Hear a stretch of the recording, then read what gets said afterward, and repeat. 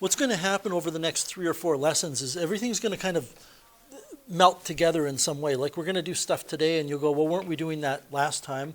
Tomorrow we'll do stuff and you'll be going, well, didn't we do that yesterday? There's subtle differences between what's going on here. So we're looking at maximum and minimum values. We're going to be determining the coordinates of what are called absolute extreme values over closed intervals. And we're also going to be looking at coordinates of maxima and minima over open intervals. And we're going to start off with a quick review from yesterday. I already talked about this, but why not? Remember, when you're talking about increasing or decreasing values of functions, we're talking about what happens to y, and we're talking about from left to right. If the derivative of a function is negative over an interval, then the function is decreasing in that interval, which means it has a negative slope everywhere. The shape of it left to right is downhill. If a derivative of a function over a particular interval is positive in that interval, then the function is increasing. It has a positive slope, so its shape is uphill. We have some new terminology, though. So to begin with, we talk about what's called an absolute maximum of a function. And the absolute maximum of a function exists at a point. Not every function has an absolute maximum. An absolute maximum exists at a point if the value of y at that point, f of x is y, the value of y at that point is greater than anywhere else. So if the y coordinate of that absolute maximum is 10, what you're telling me is every other y coordinate is smaller than 10. Or equal to 10. You could have it occurring in multiple places. In other words, an absolute maximum exists if it's the top of the mountain. There's no other place that's higher vertically than it. And similarly, an absolute minimum exists if that value of y at that point is smaller than anywhere else the function is defined. However, we have these things called local maxima and local minima. A local maximum exists where the function has a maximum value in that region. And we'll look at examples of that in a little bit. But what that means is if you were standing at that point at a local maximum and you look to the left and the right, it falls off on both sides. But there may be something else that's higher.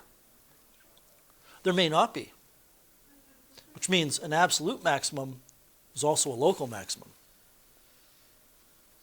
Because an absolute maximum, the highest point on the whole function, is also the highest point in that region. And a local minimum exists where the function has a minimum value in that vicinity. By the way, we don't often use these terms, but I will sometimes slip up, and you may see them. Sometimes you will see global. Particularly in university textbooks, they will say determine the global extrema, determine the global maximum or global minimum. And that just means globally, across the whole domain, what's the maximum minimum. Sometimes you will see relative instead of local. So that just means in that relative region. Was that me? Was that my phone? I apologize.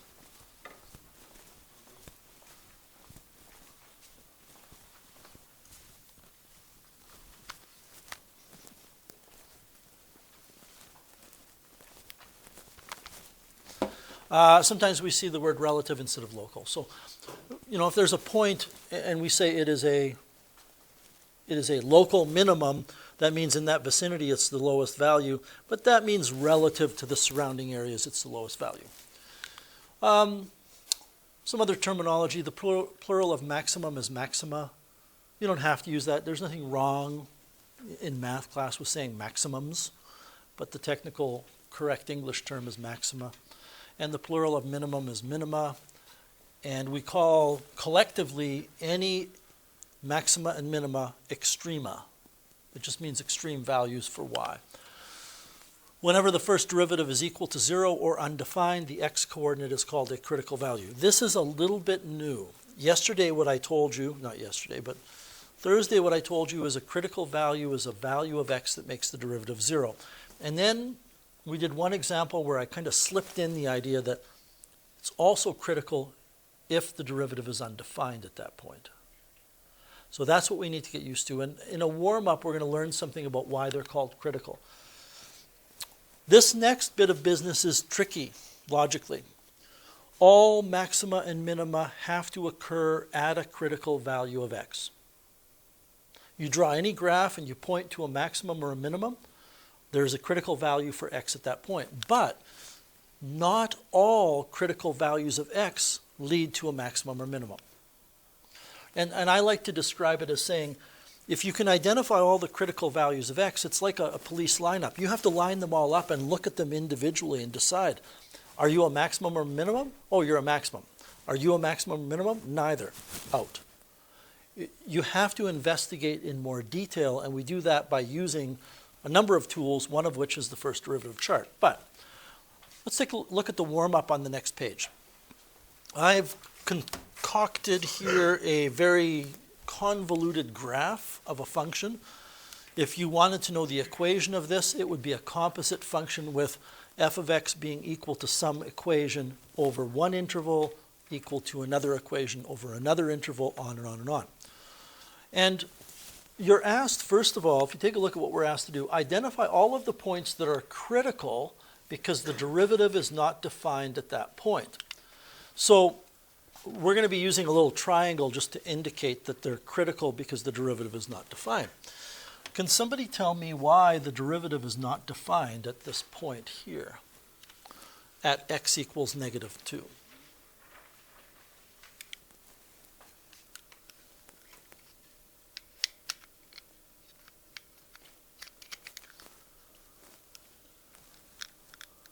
Any ideas? Ariana? Is it because the slope is 0? It turns out, you know what? The slope here is not 0, by the way. In fact, the slope is not defined there. Which, that's a very difficult thing for me to explain, and part of me kind of wishes you hadn't mentioned slope. But for the time being, let's just say that the slope is not defined there, and then I will tell you why it's not defined in a minute. Lucas?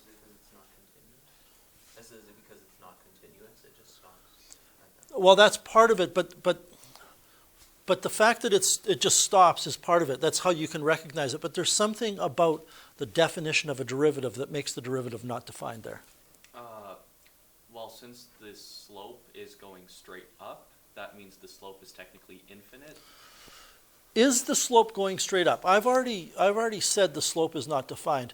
Do you agree that I could draw something, Jack, that looks like this, and your argument would crumble? No offense, but the argument wouldn't be valid. So if it looks as though I've tried to draw something that's straight up, I apologize, and I'm going to change my notes so it doesn't look that way next time. That's not the reason.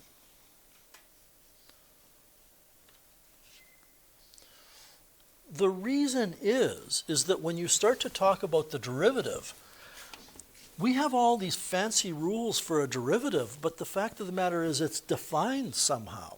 And a derivative is defined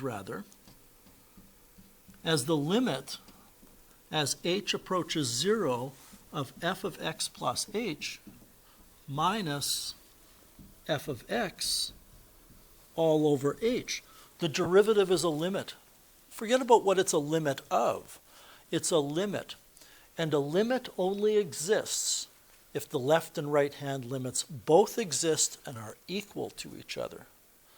And we could throw in the concept of continuity, but it's not necessary. Because if you track this back to where this comes from, this limit idea is really the limit as q approaches p of the slope of the secant. But that limit only exists even though we tend to draw it on the right-hand side and q getting closer to p this way. That limit only exists if the secant slope approaches the same value from both sides. And we're kind of at the idea that we're running around and dancing around with here, that the slope is not defined there because the slope of the secant on the right-hand side of that point doesn't even exist. So the slope of the tangent can't exist because the tangent slope is defined in terms of the secant slope. Okay. Incidentally, that means that the derivative is not defined there as well. Now, does the slope of the secant exist to the left and to the right? Could I draw, and please don't mess up your diagram, but could I take some arbitrary point here and draw a secant line and calculate the slope? Sure. And that slope will approach the slope of the tangent as you get closer. Can I draw that here? Sure. I hope just with a cursory glance you can see there's no way those slopes are going to approach each other. And first of all, one's negative, one's positive. No matter how close we get to that point, which by the way is called a cusp, and you can certainly add that to your notes, there's no way that the slope of the tangent can exist at that point, because the slope of the tangent is supposed to be infinitely close to the slope of the secant on either sides. By infinitely close, I mean really close. So it's not defined there. Now I'm going to add, well, no, I'm not going to add. That's it. There's something else here. I guess I'm going to add it. The first derivative is not defined there. And I know that some of you might say, well, because the function doesn't exist there. But there's a difference between me saying the first derivative is not defined at x equals 1 and saying it's not defined in between 1 and negative 2. And the difference is, this is so tricky to explain. I'll just tell you what you need to know for now. You will get this as a critical value when you do the algebra and find the derivative. You will end up with in the derivative over x minus 1. It's going to be there. But over here in this region, you're not going to get anything in the derivative that says, hey, look at me, x equals negative 1 is critical. It just won't exist there. So there's something special about asymptotes. If we talk about where the derivative is equal to 0, which makes the derivative critical, it's equal to 0 here. And the reason for that is the slope is 0 there. And if you start, I'm not going to draw them in, but if you draw secant slopes on either side of that point at the top there, and they start, Q for each of them approaches that point, you're going to discover that those two slopes converge on each other and get closer to 0. Similarly, will be 0 here, whoops, here, and here. And I just want to step back and look at that and make sure I didn't miss anything. Yeah, we're good. Again, that critical value of x at 1 is kind of a weird one because it's not even on the graph. So what else are we asked to do here? We were asked to identify the points in the graph that are critical because the derivative is not defined. We've done that. Identify the points where the derivative is critical. Maybe I should stop here. It's not that big of a deal whether I say identify the critical values of x, identify the points that are critical, identify the points that are critical for the first derivative. That's not important. So if you're worried about that language, as soon as we talk about critical values of x for the second derivative, maybe we need to choose our words more carefully. Okay? By the way, there are critical values of x for a function, for a derivative, for a second derivative. Number 3, identify all of the points that are extrema. Label each of them as either local max, local min, absolute max, or does your note package say absolute? Okay, it has the fourth option. All right, well, what we have here is an absolute min.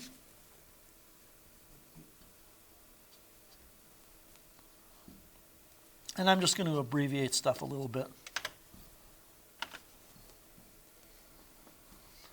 It's not an absolute minimum because it is a cusp. It's an absolute minimum because there's no other point lower on the graph. However, this point is a minimum. This point is a minimum. This point is a minimum.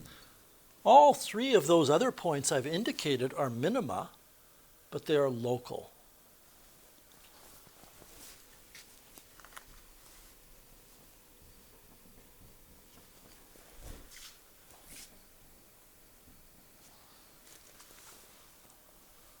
And perhaps you can do a better job of organizing where you write stuff than I'm doing here.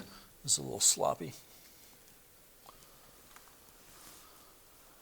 Could you write for where I have the absolute minimum local min? Yes. Do I want to? No. Do I want you to? I don't care. And then we also have two local maxima here.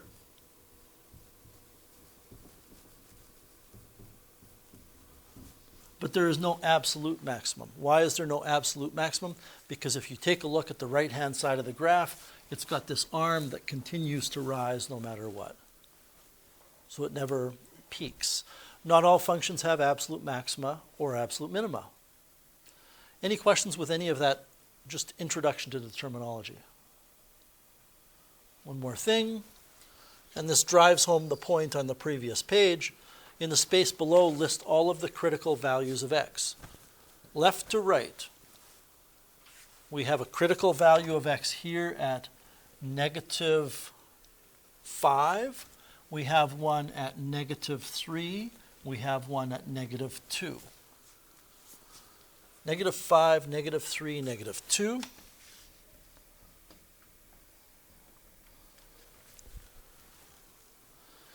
We also have, I'm going to include x equals 1 because as I've told you, it's going to make its appearance in the derivative. You'll actually see evidence of it being there because it's an asymptote. 1, we also have at x equals 3, at x equals 6, and at x equals 9. 1, 3, 6, 9. I'm going from page to page here, so can somebody just keep me honest and let me know if I've got all 7 of those numbers recorded correctly? Okay, good, thank you. All right, so now let's take a look at 2 examples. And they are different. These 2 examples are as different as night and day in terms of a fundamental idea. I want you to make a note that example 1 is called a closed interval.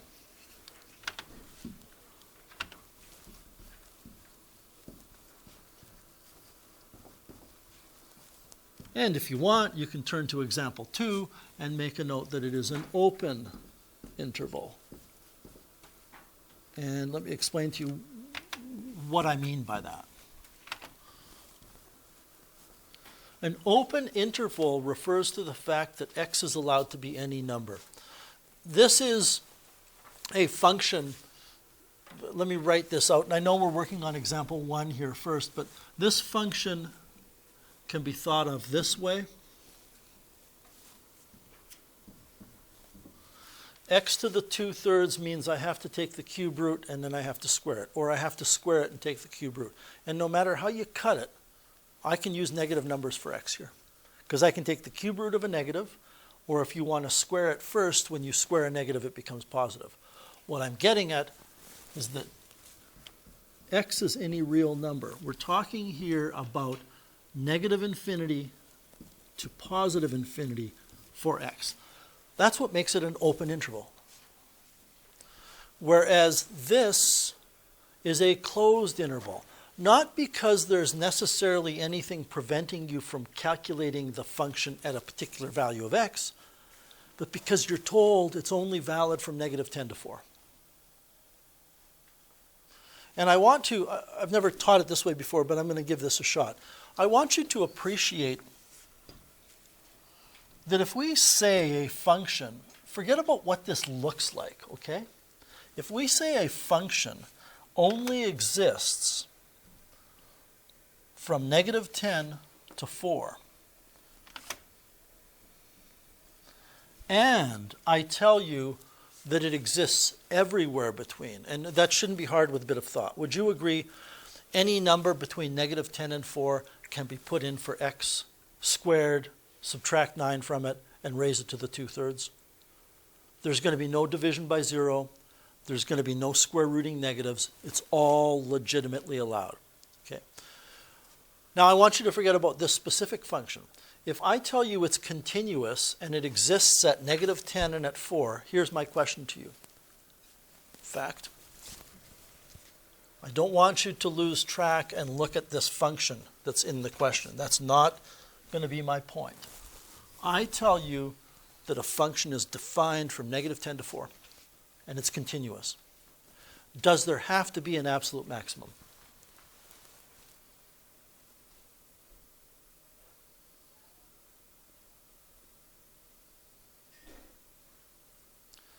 What this means is you can put your pencil down somewhere at 10 where the function exists, and you should be able to draw without lifting your pencil the function until you get to where it exists at 4.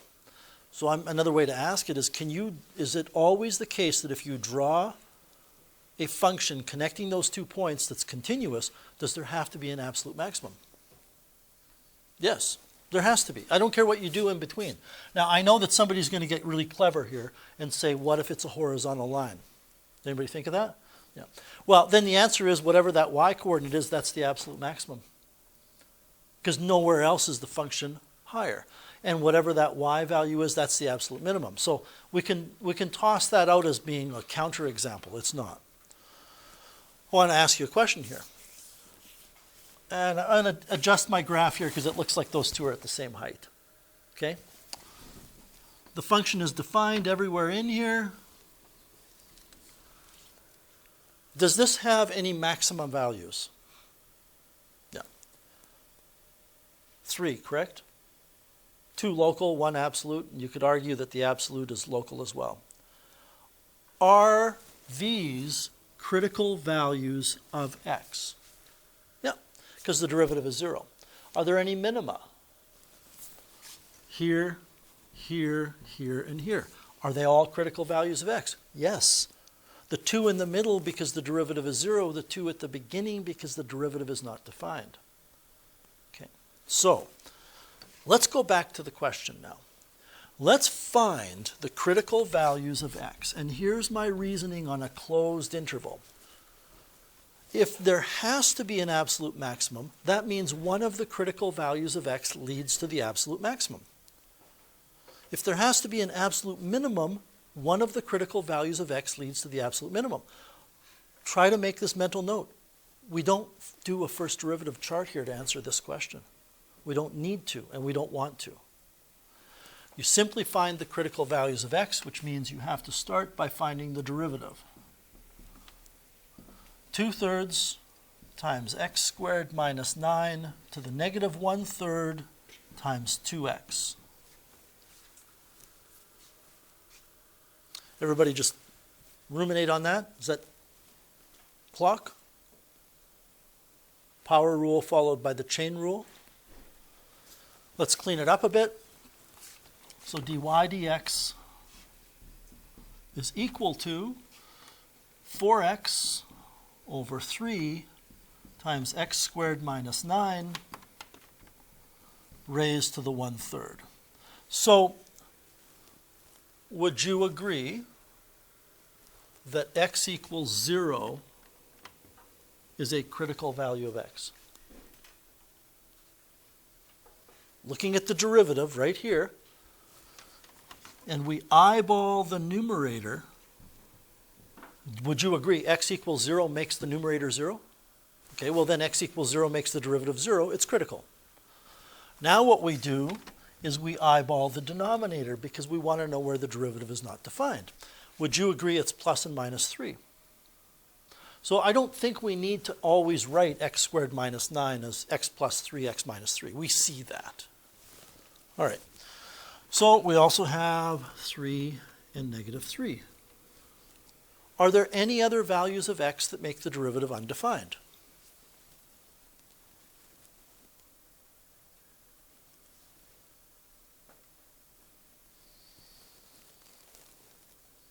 I'll give you a hint. Yes. Jack? 3 and negative 3?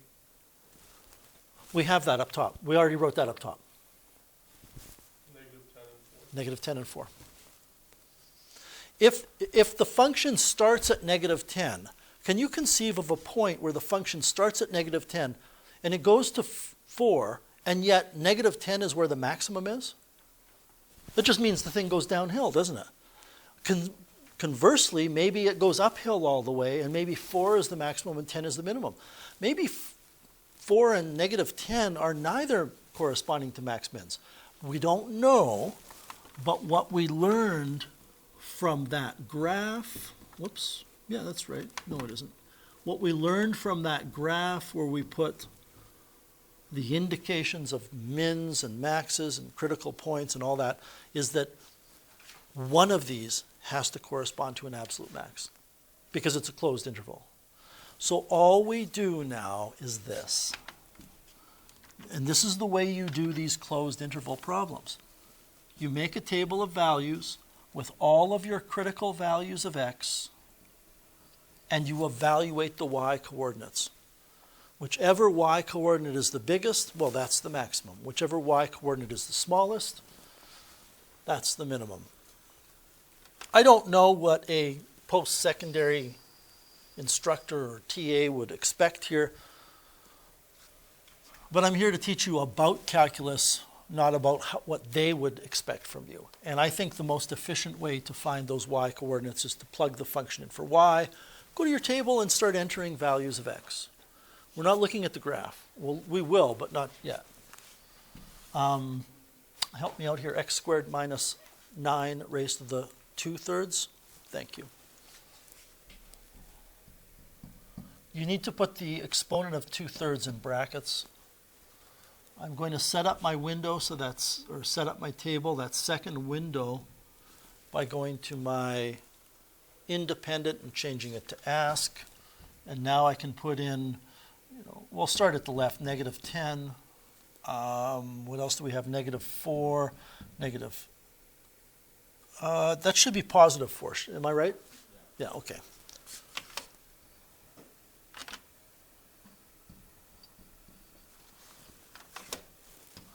So -4, then it goes -3, then we have 0, then we have 3, and then we have 4.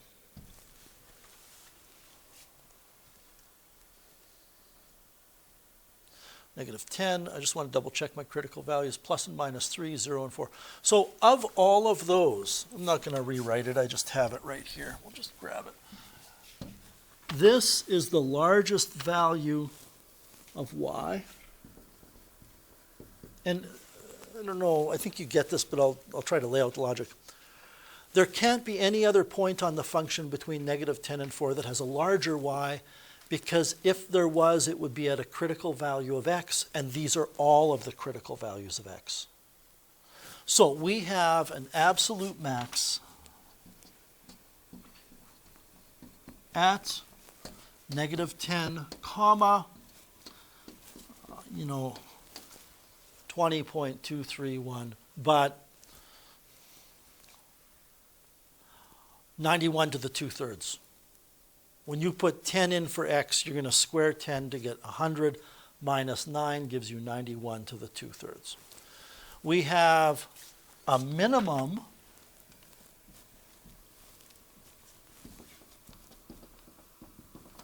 an absolute minimum that occurs at -3, 0 and 3, 0. Well, let's take a peek at this graph. By the way, now that we know how high up to scale this, I can set up my window settings quite beautifully by just going to my window and going from -10 to 4. I don't want to look to the left of -10 because even though my calculator will draw something, nothing exists there. Okay?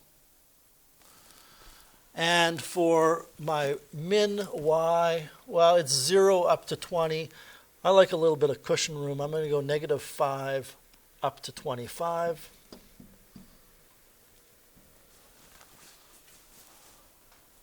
Boink. Kunk. That's what it looks like. That function, just that function, starting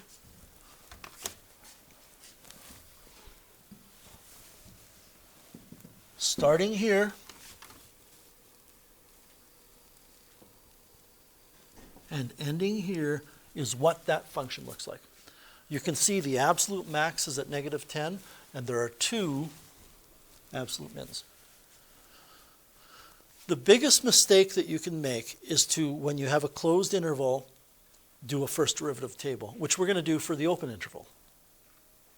It can still be done with a closed interval. You could do a first derivative table, but it gets tricky. And at some point, I'm probably going to show it to you. Any questions with number 1?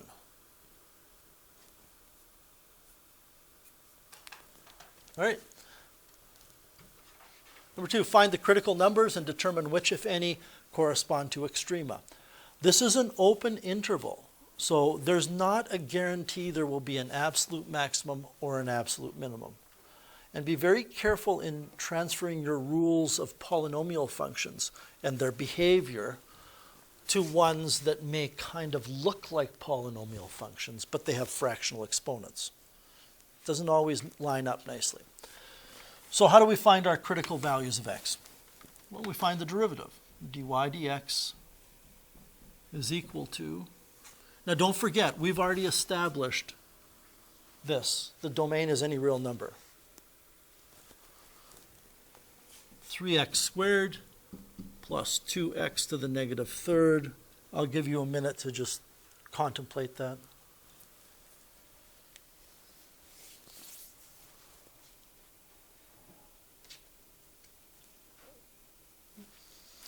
We don't like negative exponents, and we work around that by not just closing our books and going home, but by saying I can factor out x to the lowest exponent. The numbers here are not going to be nice numbers, okay? But, you know, to be honest, most of what you're taught in math until you get to this class has all been contrived, and everything factors nicely, and you get fractions that are nice fractions, and it's not the reality of it. I'm going to be left with 3 times x raised to an exponent that when I add to negative 1/3, it takes me to 2. I'm not rushing you here. I'm just curious. How many of you, just with a little bit of a roll around in your brain, know what it is?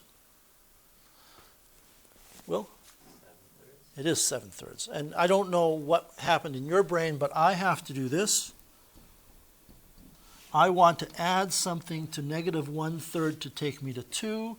2 is also known as 6/3. So I have to go from negative 1/3 to 6/3. Is that kind of what you did? Maybe not on a number line, but you thought that way. I mean, I don't know how I would ever do it if I didn't think in terms of thirds. Unless it was just a fact. I remembered that, oh, from here to here is 7/3. I have to work it out. So I'm going to have 7/3 minus 2. Okay. We want to clean that up just a little bit and write dy dx equals 3x to the 7/3 minus 2 over x to the third. And then, again, you want to eyeball the top because this is where dy dx equals 0. You also want to eyeball the bottom because this is where dy dx is undefined. And in either case, that's critical. Did I write something down wrong? It should be +2. Oh, it's +2. Thank you.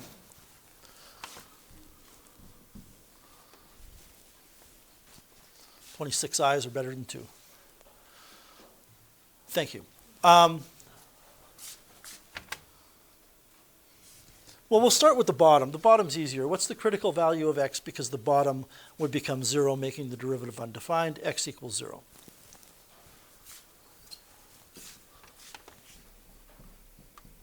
So that's due to the bottom. That's a value of x that makes the derivative not defined because we would be dividing by 0. By the way, that's where a vertical asymptote might rear its ugly head. You would see it in there.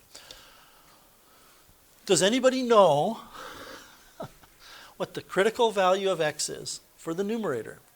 There is one.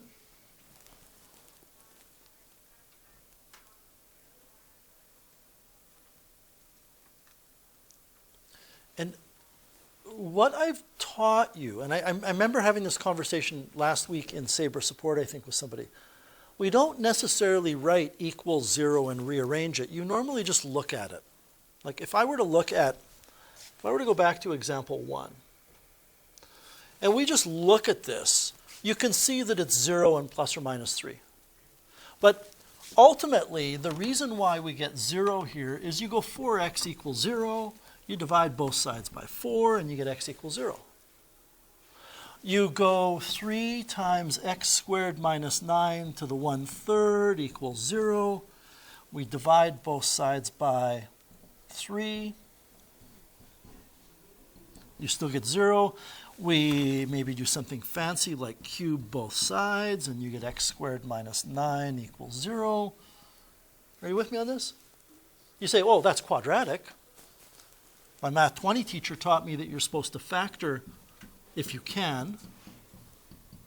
And you do all of this, then it's x minus 1 equals 0, x plus 1 equals 0. But you don't do all of that, do you? You look at it and you just go, oh.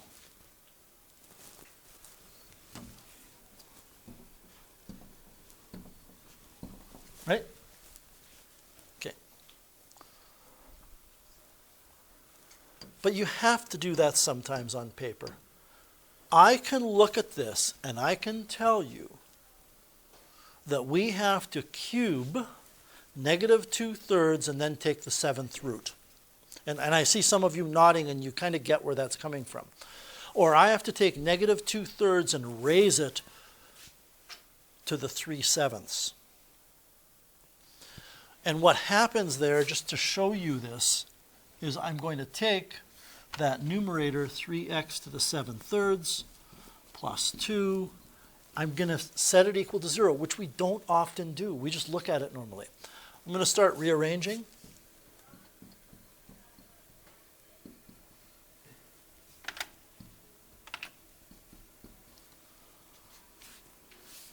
Then I get x to the 7/3 equals negative 2/3.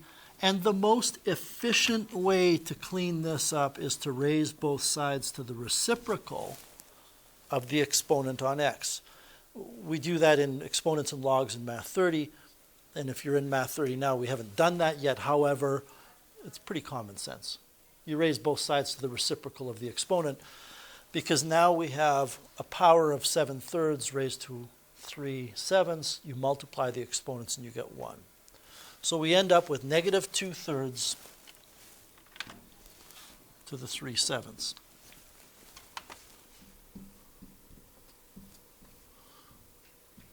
Now the 7 part of that means the 7th root of negative 2/3.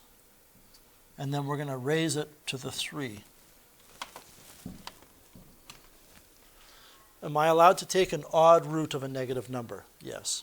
By the way, you could do that instead. You could cube it and then raise it to a 7th root. This is usually the preferred method because taking the root gives you a smaller number to then cube. Cubing it gives you a large number. So anyway, let's work out what this is in decimal form so we have a rough idea of what we're talking about here. And if I were you, I would just enter it exactly as it appears here. You do need that set of brackets. And I can't even grapple with what that number is. I have no conception of it. I would say it's a number smaller than, well, between 0 and negative 1. What do you get, Reagan? Negative 0.84. Negative 0.84? Okay. So this is negative 0.8-ish.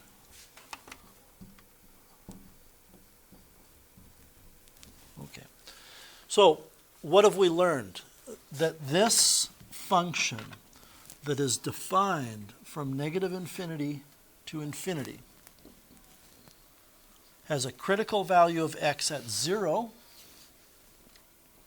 and a critical value of x at negative 2/3 raised to the 3/7. So we have to construct a derivative chart around those critical numbers. We have to go from negative infinity to that awkward number, from that awkward number to 0, and from 0 to infinity.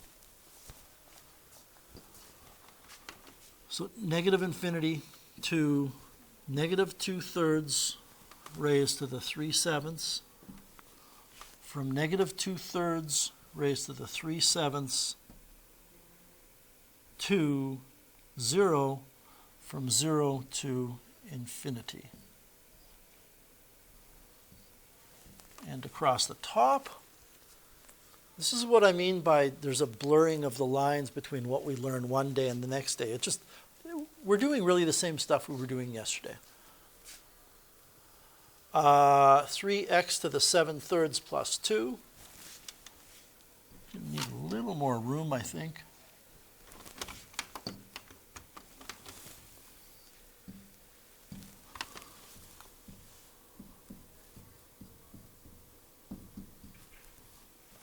And 4x, which will tell me the derivative.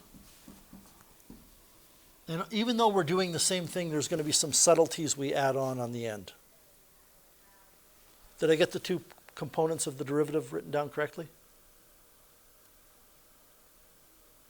No? No. I must be thinking of the previous question. X to the 2/3, or x to the 3rd. Did I get them right now? Okay, let's deal with the x to the 3rd first. -1/8. X to the -1/8. It doesn't matter. I'm putting positive, I'm putting here all of the pieces that are in the simplified form. And I know it's divided by, but even if I had over x plus 5, I would still put x plus 5, not x plus 5 to the -1.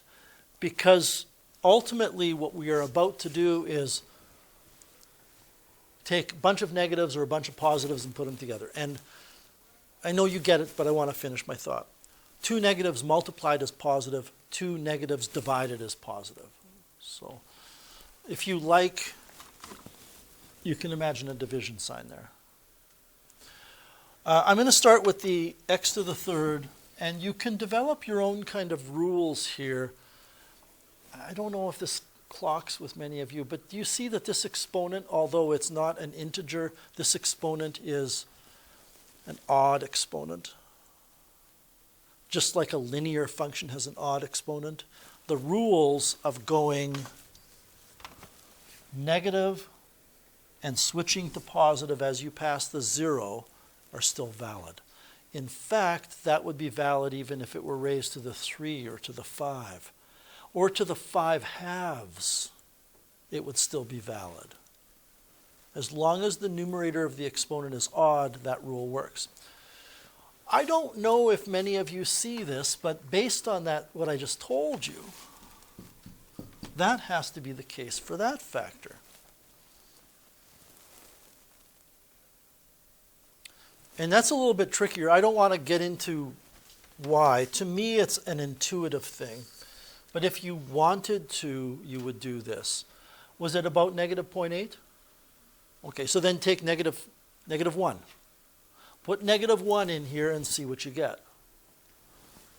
Well, I can tell you what you're going to get. You're going to get -1. But to show that to you, I'm going to take -1 and I'm going to raise that to the 7/3.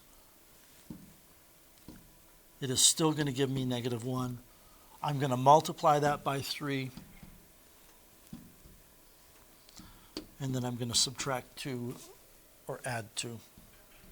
Then I'm going to add 2, and it's negative, okay? Then you could put in a number for x that's in here, like -0.5, and you would discover it's positive after that. So dy dx is positive, then negative, then positive, which means the function is increasing, then decreasing, then increasing. So here's where we add on the subtleties that we didn't do last time. What is happening at x equals -2/3 to the 7/3? What's happening there? What is there? There's a minimum. Why? A maximum. Why? You said maximum, right? Because the function is increasing and then decreasing, and it exists there. You can't just say because it's going up and then down. It has to exist there too, but it does because this is defined for all real numbers. So we have a max at, didn't really leave myself enough room here.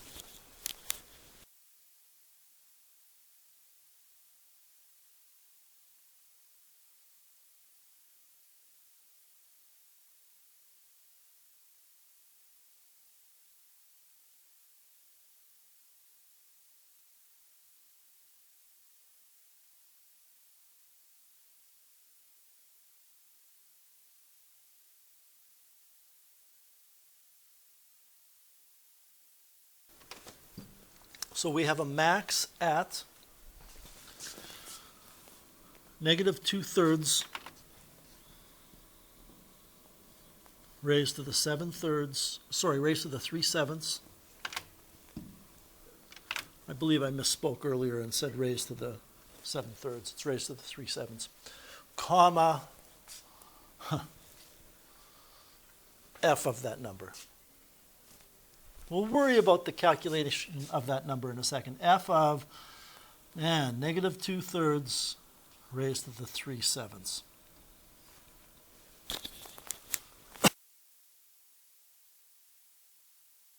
And because the function is decreasing everywhere up to 0 and then immediately increasing after 0, and it's critical at 0 and defined there, we have a minimum at 0, comma. Now it turns out that's going to be 0. If you cast your gaze to the top of this page and look at the function and put 0 in for x, I believe it was like x cubed plus something x to the 2/3, 3x to the 2/3. When you put x equals 0 in there, you're going to get 0. Well, let's calculate, we've answered the question. Let's calculate this y coordinate, and I'm going to do so, again, by kind of cheating a little bit on my calculator. Putting in the function, we're not going to look at the graph of it just yet. Again, help me out here. Does that look right? Okay. So I'm going to go to my table. I'm going to enter in brackets, negative 2/3. I keep saying in brackets. I don't know how many of you see this. If you forgot the brackets, it wouldn't matter, because you're taking a negative, raising it to an odd exponent.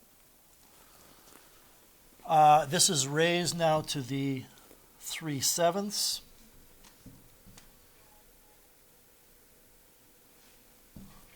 So my y coordinate is approximately 2.08 if you're interested in that. Do you also get 2.08?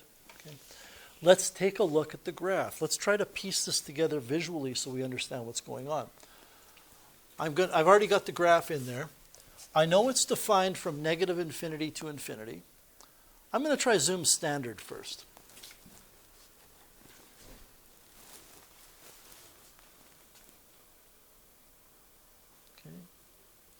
Well, the important aspects of the graph are kind of centralized around the origin.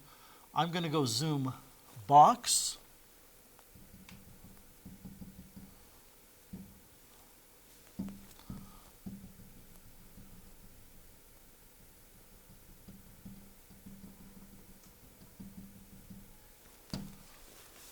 And there's features that you're going to see here that don't necessarily match what we have on paper. Your calculator doesn't do the fantastic job. In fact, do you see where this cusp is at the origin? If I remove the axes, can you just see that the origin, the x-axis is in line with that arrow, that green arrow? I'm going to turn the axes off. How do I do that? Format, axes off.